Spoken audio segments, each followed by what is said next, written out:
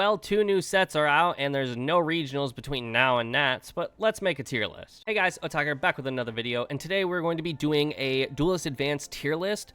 We're going to be mainly just covering a lot of the decks that, 1, have been topping for the longest while, but 2, we're also going to be talking about the decks that have gotten support in Monster Mayhem and in Duelist Advance, and really, the point of the video is going to be focusing more on what is going to be performing at Nats and possibly Worlds. We're not going to really talk about Worlds right now, just simply because we don't have the Forbidden Limitless update that we're probably going to get before Worlds, and we don't know what Worlds ban list looks like at all. Before we do jump on into the tier list, I have noticed that a great deal of you that are watching this video right now are not subscribed to the channel, so if you like competitive-based content, tier lists, and in-depth guides, consider subscribing to the channel for more, but also leave a like on this video and comment down below your thoughts on the tier list. And if you would like to further support the channel, consider joining my community Discord, following me over on Twitch, and using my TCG affiliate link and my Dueling Guard affiliate link. All links will be in the description down below.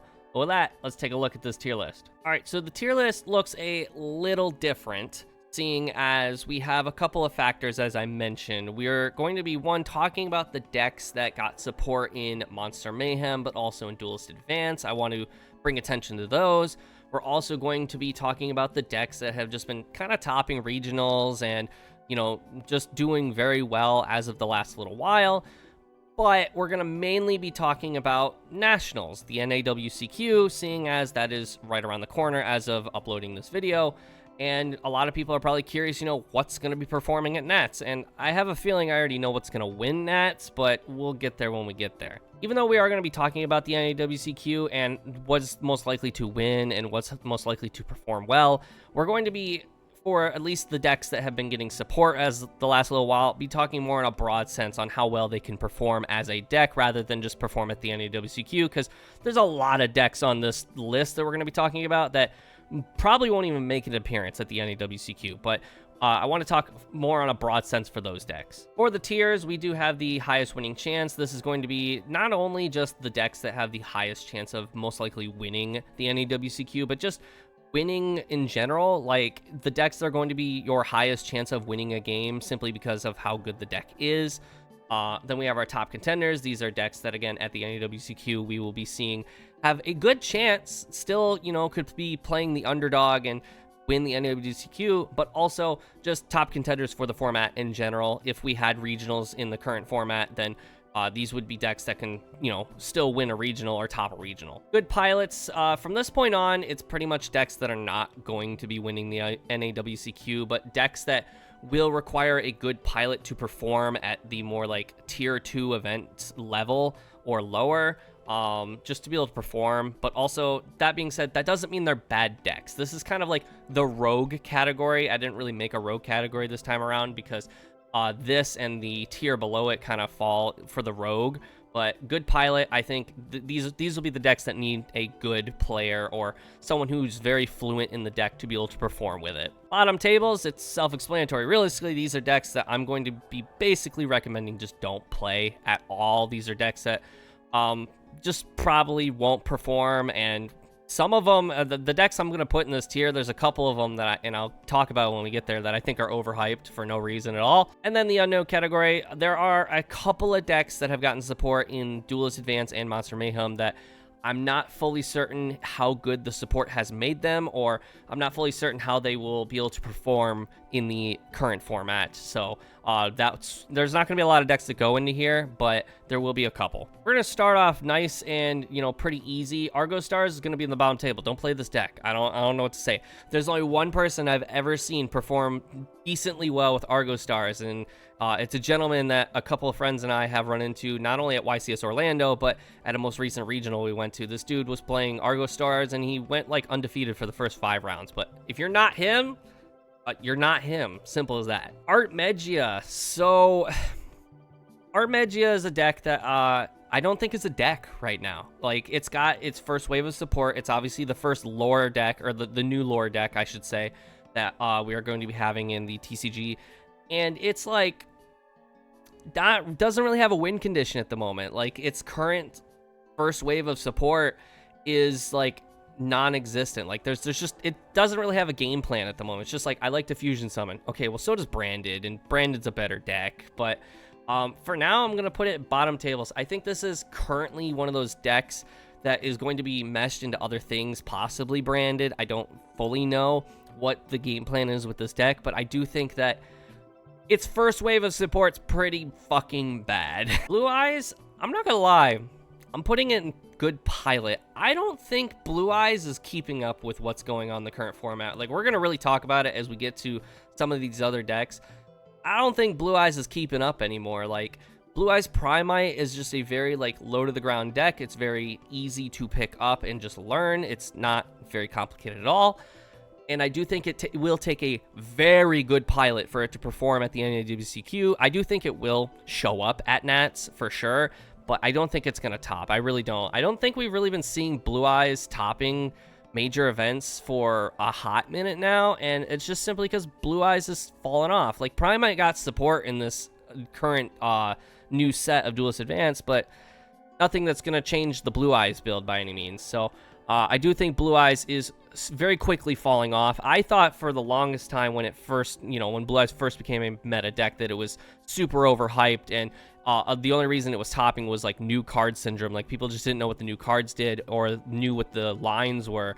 And I still think this. I still think that Blue Eyes has been incredibly overhyped, and it was only really topping because new card syndrome, but also just a high representation. When there's a high amount of representation, people will slip through the cracks. Branded, I only put this on the list because the last several meta tier lists I've done, I keep getting a comment from someone. It's not the same person, but I keep getting a comment going, what about branded? And I really just want to reply with, what about it? Like, branded hasn't changed, and it's going to continue to not change. Like, the only possible thing that changes with this is maybe if people start meshing the Art Magia cards with this. But, I mean, it's a fine deck, not top contender. It's a fine deck. I'm not going to tell you it's not. A lot of branded players are finally getting off the Sanctifier. They're not doing the lock. And that's simply just because, like, cards like Book of Eclipse are actually currently in the format, and there's plenty of other cards that can, like, out the locks and stuff. Like, Gimmick Puppet was, like, the best lock, and they banned it, thank God. But there are a lot of branded players who are topping, like, regionals that I have been seeing, or I've even seen branded topping and winning nationals in other countries, and they're just playing, like, Dragon Lord, like Light and Darkness Dragon Lord, so they have, like, 3 Omni Negates, and then they have further branded interaction on top of that. It's, like, it's a fine deck, but that's really it. Chimera, I normally wouldn't be talking about Chimera at this point, because it's not like Chimera's getting support. There's no new illusion support by any means, but there were a couple of cards in Duelist Advance that theoretically help the deck. The cards in which I'm talking about is Loose of Dusk's Dark and Buoy of Dawn's Light or something like that. They're like fine-ish cards. Essentially, when one hits the grave, it can search a spell that can fusion summon, and then the fusion summon can make the Dusk Dark guy, and he's really good because the monsters on the far left and far right can't be targeted by card effect or can't be destroyed. I don't remember the specifics. But it takes like 4 fiends, which means like Chimera can make it with like sequence because they already play a bunch of fiends and then Fiendsmith cards, and like that. I think it's heavy win more because its effect to pop cards on the board is not quick effect, so it's ignition, which means it's not being used on your opponent's turn, which means it's not an end board piece. I don't think it's gonna be good, but I've seen some Chimera players talking about playing it, and I figured because of this it was worthy talking about Chimera, because at the end of the day, it's my favorite deck. There's a little biasy here, but I think Chimera is just like just like branded. It's a fine deck. Like, it's going to do very well at the locals level. It's going to do pretty decent at like the regional level. Like, I have been seeing Chimeras topping here and there at the regional level, but it's like not able to compete with the best decks in the room, like Malice, Mitsurugi, Ryzeal, decks like that, which is unfortunate, but that is the truth, and it's a fine deck. Crystron, I think, is a top contender. There are a lot of decks in the current format that Crystron does have to compete with, and Crystron does feel the punishment from Malice's sins, which is Lancia being run in everybody's side deck. This deck does not like Lancia at all because they like to banish their stuff. They can play better under Lancia than Malice can, but they still don't like to see it. The good thing about this deck is it does summon from multiple different locations. It can summon from the deck and summon from hand, summon from the, I believe the banish pile and the graveyard. So like no one Mulch Army wins against this deck. And on top of that, the trap card is like actually just insane. Like that's an annoying fucking card to have to deal with. So it's a very powerful deck. The deck doesn't like Droll though. I will admit that the deck really does not like Droll. It likes to add cards, and Droll is a staple 3 of in every deck currently. It's not too scared of Nib because they can set up the Infinity Dragon before Nib range, so it's not like the biggest threat in the world. And even if they don't set it up early, Nib never feels like really impactful by the time they do get to the ability to summon Infinity, because they have plenty of follow-up if you nib them prior, so it just never feels good. Because of that, Crystron, again, it's a solid deck. So we're gonna talk about Dinosaurs and Jirac, which is like kind of the same deck, but also not. Like, Jirac plays Dinos, but Dinos doesn't necessarily play Jirac, is essentially the thing here. I don't think these are good enough. Like, everyone, when the new Jirac support was revealed for the new Battles of Legend Monster Mayhem, everyone was losing their shit. Jirac Meteor went up to like $40 because, oh my god, this guy can summon like 3 Jirac Meteors in one turn. You can nib your opponent 3 times. Oh boy. This deck loses to hand traps. Like, it loses heavy to hand traps, and every deck right now is still playing like 21 plus hand traps, or they're playing Mulch Armies to find breakers, or they're playing Mulch Armies to find hand traps. So, and you know, these decks don't play very well into hand traps. Dinosaurs kind of does. Like, Dinosaurs plays decent in like the Mulch Armies, but Dinosaurs also doesn't like getting hand trapped. They're not a big fan of that. So these decks are not that great. Jirac is pretty overhyped when its support was revealed. Like, again, everyone was freaking out. I was sitting here looking like, but it's Jirac. Dragon Rulers, I think this is like, it's a good deck. It's topping constantly on the regional level. It does decent stuff, and by decent I mean it sets up floodgates like crazy between Quackmere Drago and Amorphage Sloth, but or the Christia lock, which I've been hit with a couple of times. But it's a fine deck. Again, this is another one of the decks that pays for Malice's Sins. Lancia is not a thing they really like to see. They really like to banish their cards, and can't do that without, you know, Lancia not hitting the board. So this is, again, it's a fine deck. It's pretty solid. It's also fairly cheap, and it's probably the best thing you could be doing right now with Tempai. So Dragon Maid, don't play this. Like, genuinely don't play it. The new support does nothing for the deck. It has changed nothing. The deck still loses to the same shit, which is 3 forms of interaction minimum, or sorry, maximum. Like, deck heavy loses to interaction of any kind. It does a lot of battle phase gimmicks shit, which, like, at that point, if you're gonna do battle phase gimmicks, just play Tempai. Like, it's not that good. Sky Striker, I'm gonna put this in unknown. I don't know what the new support does with the deck. The problem is we also still haven't received all of the old support. We've received like half of it, and we got the bad half from it. Mass Duels had the Sky Striker, all of the Sky Striker support for a hot minute, minus the stuff we just got in Duelist Advance, obviously, but we're missing like the good stuff prior to the new good stuff. The new good stuff is actually good, but the old good stuff we still don't got. Like Camellia, I believe, is the name of the link we still don't have.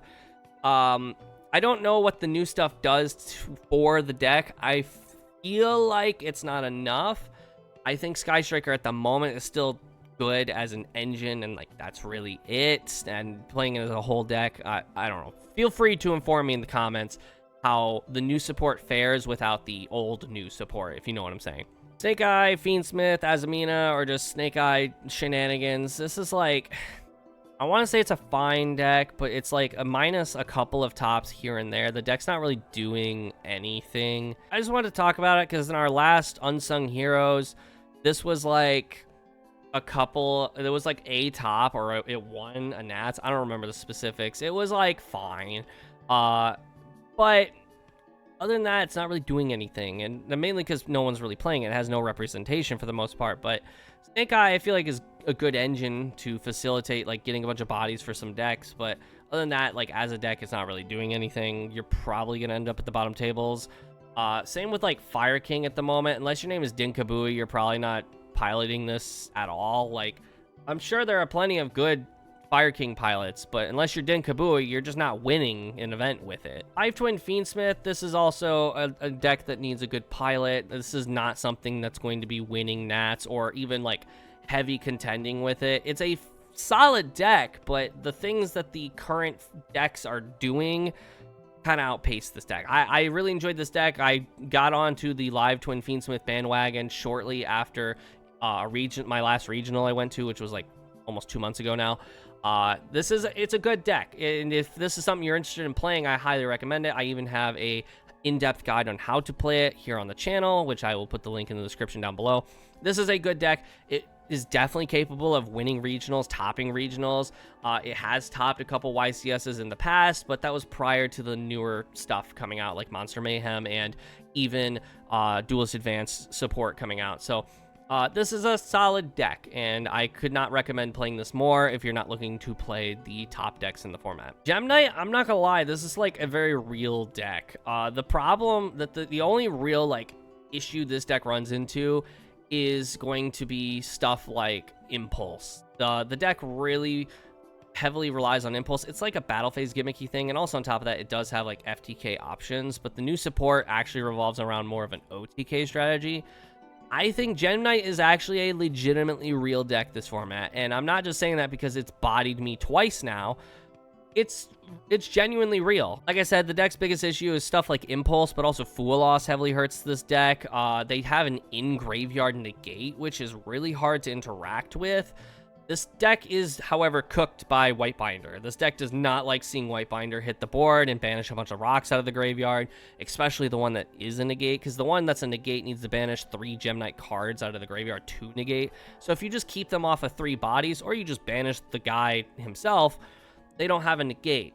And on top of that, again, Impulse just cooks this deck. So this deck's biggest fear is Malice, and because of that, I can't put it any higher than like top contender, but it's a real deck. It's something that should be on your radar. Ash Fiendsmith, it's a fine deck. I think it's getting to a point where it's just getting outpaced. It's not doing enough, or its boards aren't layered enough. Like Unicorn just isn't like a threat this format because a lot of the decks currently just don't care. Like if you hit one guy, they can adapt to it. But that being said, it's the deck that can run like probably the most hand traps in the current format. So yeah, I would be running it too. Lunar Light is also a deck that should be on your radar. This is a very, very powerful deck.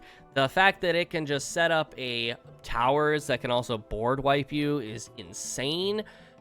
And it's really hard to out. Like I think it's like what, 3,800 attack or something. There's not a lot of cards in the game that can out this card. Like Kaijus, obviously, but who's running Kaijus in the current format? Like Axis Code can probably get over it, but how are you getting that far when it can board wipe you? This is a genuinely powerful deck. Now, it does not like a lot of forms of interaction. Obviously, it's going to be playing into cards like Fool Loss, but also Meows hurts this deck because there's a lot of summoning back from the graveyard. There are a lot of cards that actually hurt this deck, and a lot of interaction. Droll kind of hurts this deck a little bit, not like crazy, but a little bit. Nib, if you nib them before they get to the Tiger Dancer, which is very likely, they might actually end up just scooping there. But that being said, this is a very real deck. It's a definite top contender of the format, I genuinely believe. Malice, so I'm putting it in the highest winning chance simply because Malice is still a very powerful, solid deck. It is still definitely one of the top decks of the format. You have a high winning chance of just winning games or winning events. That being said, I don't think Malice is winning nationals by any means. Someone in my comments of my most recent tier list for the Forbidden Limitless update put it perfectly. Malice is one of those decks that is luck based, essentially. It is a very powerful deck if you open a good hand. If you don't open a good hand, you lose, essentially. The deck also plays 21 plus hand traps, and because of that, it's going to very many times open bad hands. But even when it opens good hands, 2 out of your 3 games, you're trying to dodge a silver bullet in Art of Vagancia. So Malice, yeah, it could probably win events. It can top events, but every round, every game it plays in like a 9-round event, you're flipping that coin, and one of these times you're gonna get tails when you were hoping for heads. You know what I'm saying? Like, you have to win the die roll sometimes. Like, there's a lot of factors for Malice that become increasingly more like against your like not in your favor the further you get into an event. So Malice, again, you have a high winning chance of winning an event. You have a incredibly high chance of winning a game, like, but it's not winning Nats. And if it does, more power to him. But good luck to the gentleman that tries to pull that off. Math, I'm not even going to talk about math. Just don't play this deck. Like, if you're going to be playing a Cybersec, just play Malice. But realistically, like, math just isn't doing much. Math is a good engine for some decks, but like, it's not really doing anything. Mitsurugi Pure. I think Mitsurugi Pure is a very, very, very, very powerful deck. I don't think it's going to be the best version of Mitsurugi. Obviously, I think the best version of Mitsurugi currently is YuGiOh. There is another version of Mitsurugi we're going to talk about in just a moment, but Pure Mitsurugi is still a very powerful and very solid deck to be playing, but it does have issues with just like bricking. But the Pure version also doesn't lose to stuff like the Molcharmies as much. It doesn't lose to Droll as hard as like the YuGiOh version. So the Pure Mitsurugi, again, it's a solid deck. It's very powerful.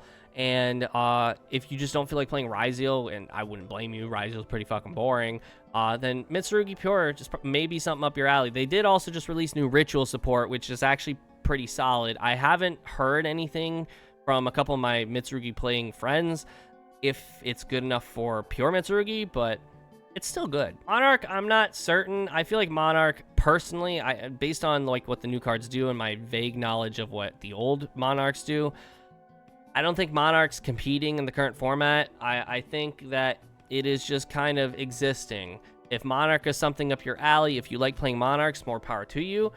But I personally don't think it's going to compete, but I don't know enough. So I'm putting it in the unknown category. So again, feel free, if you're a Monarch player, comment down below on how wrong I am. Nouvelles. Now, this is a deck I am familiar with. It's dog ass. Don't play Nouvelle.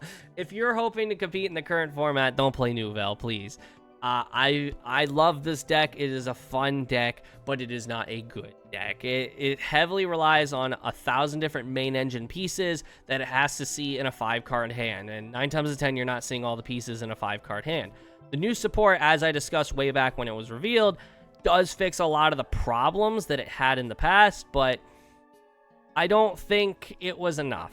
And if this is something you want to play, more power to you, but please don't expect to win. Orchist Mitsurugi, I think, is one of the top decks in the current format. The new Orchist cards just read custom, and the fact that they can play so well with Mitsurugi, now, unlike YuGiOh where they can make King of the Feral Imps, this deck doesn't play King of the Feral Imps, I'm pretty sure, and because of that, they can't like bridge into the Mitsurugi cards as easily, so sometimes you just don't see those cards, but that's fine, because Mech Knight Orchist, or sorry, just Orchist, the new cards, the Pure version, is also just fine of a deck. It's good, but I do think this is one of the running decks in the format. Punk Fiendsmith, I'm gonna put it in Good Pilot. I think this is a fine deck, and that's pretty much what Good Pilot is like, these are fine decks that need good players to pilot them to be able to perform in high ranking events,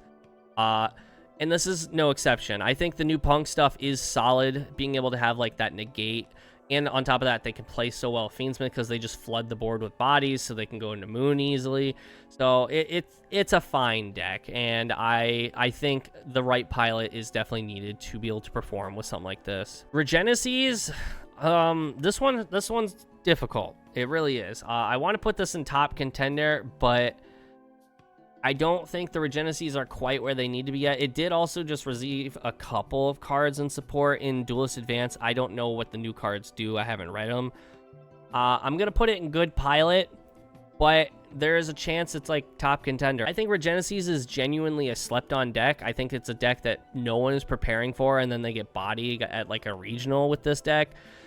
So this is something that you should definitely keep on your horizons, and I think this is actually, if you were playing the Cashier cards, this is probably the best way to be playing the Cashier cards right now rather than Fiendsmith. You just swap out the Fiendsmith cards for Regenesis cards, and There you go. Ryzeal Fiendsmith, I think, still is like one of the best decks in the format. Obviously, a lot of people are straying towards the Mitsurugi version. One, because it's cheaper. Mitsurugi is a lot cheaper than Fiendsmith, but two, it's just a lot stronger in power. That being said, Ryzeal Fiendsmith is still nothing to, look down upon. It is still a very powerful deck, and it has gotten better with the fact that cards like Metal Tronus are not being played, so like Detonator isn't like terrified to get hit with stuff. But this is still a strong deck, and something you shouldn't just be like ignoring. Obviously, we're seeing less Bishius in the format, so people are kind of disrespecting the Fiendsmith cards a little bit more, which is fine. That just means Fiendsmith cards can punish a lot harder, but this is still a powerful deck. But I think the best version of Ryzeal is still Ryzeal Mitsurugi. This is the best thing you could be doing right now with Ryzeal, and honestly, the best thing you could be doing with Mitsurugi. Like, they both just complement each other so well. And the amount of people I saw in my Forbidden Limitless tier list, and the link will be in the description below if you want to see that, the amount of comments I saw people saying that King of the Feral Imps should be banned because it's what bridges the two decks together. I was kind of hating on it at first, but I'm kind of feeling it, right? So my argument against that was originally, well, Mitsurugi doesn't need King of the Feral Imps for it to be good in Ryzeal. And that's true. We will still see, even if King gets banned, we'll still see Mitsurugi and Ryzeal get played, because Mitsurugi is being played as an engine in multiple versions of other decks. Like, I've seen Mitsurugi in Malice, I've seen it in Orcust, I've seen it in so many other decks. In those decks that it's played as an engine in, sometimes you just don't see the Mitsurugi cards, and you can't find them. Whereas in Ryzeal, you can find them. You're fully capable of finding them. So I think, yeah, banning King of the Feral Imps is like a step, but I think if we're banning King, and we're kind of bridging into the last video, but if you're gonna ban King, I think you also need to limit prayers, personally. But this is, again, still the best thing you could be doing. Honestly, in the current format, I think Ryzeal Mitsurugi is by far and none probably the best deck in the format. It is just incredibly consistent. X and Aggregator is such a powerful going second play. The fact that it can bridge into both versions of the deck, essentially, because Duo Drive is a generic rank 4, and, the Mitsurugi main deck monsters are level 4, so, like, both decks can bridge into each other so well. And on top of that, just how the hell are you breaking a board that has Ami Murakumo and a Detonator with, like, 3 materials, and then you have the Omni Negate Trap in the back? Like, how are you cracking that? On top of that cross, like, genuinely, how you cracking that? Like, this deck's only major weakness is basically like Impulse on the Ritual, or Ash if they're summoning from deck, or Droll and Lockbird if they play poorly into it. But this deck can play under Droll just fine. The deck doesn't really get punished by any Mulch armies all that much. Like, you can obviously hit them with Perulian Hope, like they only have Ryzeal cards, but the deck can play around all the Mulch armies just like fine. Like, it doesn't have to play into them if it doesn't want to, unless specific context, obviously. Ryzeal Onomat. So the new Onomat archetype, or sorry, the Onomat archetype got new support, and it's like fine. It's rank 4 turbo, which obviously, we already have a rank 4 turbo deck in the current format, which is Ryzeal, so why not play them both together? I think this is probably the worst version of Ryzeal you could be playing right now. I'm gonna put it in like top contender, because at the end of the day, it's still Ryzeal, and the Onomat cards are fine. Like, they're decent cards, but I think this is the worst thing you could be doing with Ryzeal right now. On top of that, like, the Onomat cards are like, they're not expensive, but because they're new, they do have a little bit of a price tag behind them. Might as well just buy the Mitsurugi cards. Like, they're all cheap, minus Ritual being like $30-$35. Super Quantal, I'm putting it in unknown. I don't know enough about the original deck to know if the new support improves its strategy at all, so I'm not even going to talk about it because I just don't know. Vanquish Soul, I'm genuinely putting this in highest winning chance. I think Vanquish Soul, even without the Canine cards, the new support reads so fucking insane and fixes so many consistency issues the deck had. I think pure Vanquish Soul before Canine even comes out is still a very powerful and probably high contending deck in the current format. Like, this is a very strong deck. If this is a deck you've hung on to since Wild Survivors, you've completely won. Like, you've just beaten all of us in the terms of just being a cooler person. But this deck is so good just off of like 2 new cards. The Xyz is whatever, but the Field Spell and Holy Sue, I think is the name, are just so powerful and fix so many issues that the deck is, it's so good now. Like, this is definitely one of the top decks in the current format, even without the Canine cards. And White Forest, I think this is a top contender. This is a deck that obviously has received no, you know, bans or limits or anything because it's not doing anything extraordinarily powerful. It is one of those decks that if it goes first and it goes uninterrupted, it's just going to win the game. If it goes second, it might struggle, but depending on what it opens, it might not care. So it's just one of those decks. It's a heavy combo deck that hopes it wins the die roll, essentially. And I don't really got much to say. Like, White Forest has been doing the same shit for, you know, 3-4 formats now, with a couple of changes based on support. And that's going to be it for today's meta tier list. So just a little bit of a recap. Again, this is my personal opinion on what the current format looks like from more of a national standpoint, from the NAWCQ standpoint. But also, I wanted to talk about the decks that got new support, and because they got new support, I wanted to talk about them more on a broad term, more for like regionals, locals, rather than nationals, because some of these decks definitely won't be performing or even showing up to nationals, but that's not fair to not talk about them just simply because nationals is the only major event going on right now. And that being said, again, I think YuGiOh Mitsurugi will definitely be winning nationals. However, I think there is a world it doesn't, simply because it is on everyone's radar for sure. Like, everyone's going to nationals with the idea that they're going to be playing the deck that gives them the highest chance of winning, which is obviously going to be YuGiOh Mitsurugi, which then means that opens the door for counterplay for other people to build their side deck or even their main deck to hopefully counter the deck. But as we just got mentioning, deck has very few counters, honestly. But let me know what y'all think down in the comments below. Don't forget to leave a like on this video, and if you're not already and you like competitive-based content, consider subscribing to the channel for more. But with that, I'll see you all in the next one. See ya!